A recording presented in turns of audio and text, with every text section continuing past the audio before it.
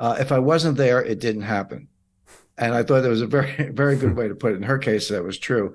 But I started to feel that way about financial crises. If I wasn't there, it didn't happen. I go back to the Herstatt bank collapse in 1974, which was a shock. That was back before that was a foreign exchange crisis, but it highlighted the fact that when European banks closed and the U.S. banks were just opening, if you had a failure here, it never settled over here. It wasn't real-time settlement. So there was just all these open positions of a bank that had just failed. The S&O crisis in the 1980s, the Latin American debt crisis, the early to mid 1980s, the flash crash in 1987, the Mexican tequila crisis, 1994, long-term capital, Russia, 1998. Of course, I negotiated that bailout dot-com crash, 2007 mortgages, 2008, everything falls apart, 2020, COVID, and now today. So I don't know if I'm a magnet for trouble, but I've seen my share of financial crises.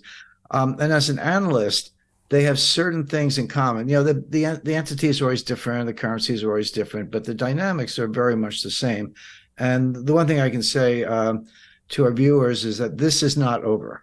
There's been a little bit of a sigh of relief. Stock market rallied a little bit toward the end of beginning of April. And okay, that's a normal reaction. But any thought that the problem's been solved, the bailout's complete, you're not going to hear more, is just not true.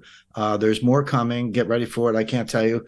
I'm not going to pick a specific name, and we all know the names of the big banks that might be in distress. Is Deutsche Bank or Barclays or HSBC, Santander. I'm not picking on any of them.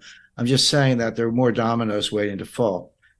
The really interesting part about this, and again, we can come back to the specifics, is that the dominoes falling is a good metaphor. It's, if you got 100 dominoes, you knock the first one, they're all going to fall. That's just physics.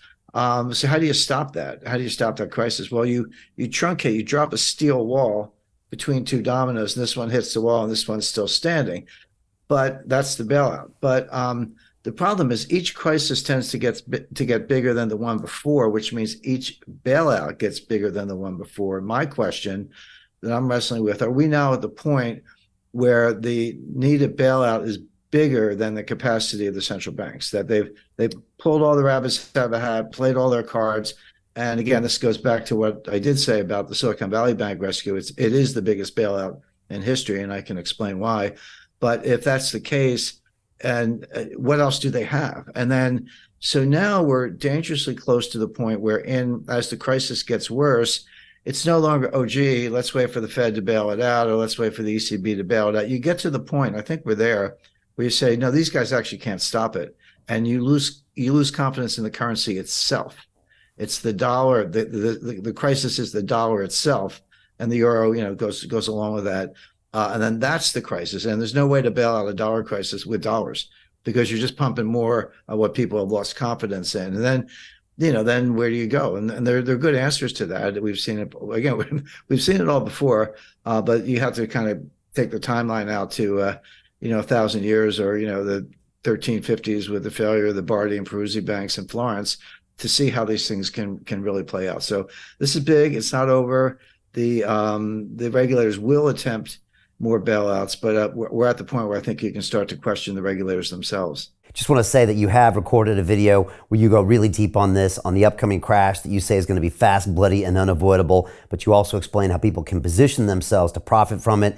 Again, people can watch that video at londonreal.tv/Jim. I highly recommend everyone watch that video. It won't be available on socials. Hey, it's Brian Rose, founder of the DeFi Academy. I've told you my 4-week crypto bootcamp is amazing, but don't take my word for it. This is what my students are saying. The DeFi Academy was an amazing experience for me. It took me totally out of my comfort zone. In this course, I was challenged, I was held accountable, and pushed to do things that honestly weren't always easy. It's been phenomenal, and I can't believe we're already up on our 4 weeks. It has flown by. Going through this DeFi accelerator by far was one of the best courses I've taken. You do this course, you really get into the nitty-gritty of the activities that will make you comfortable with decentralized finance.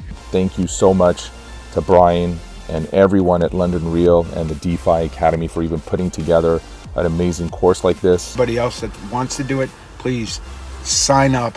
It is well worth the money.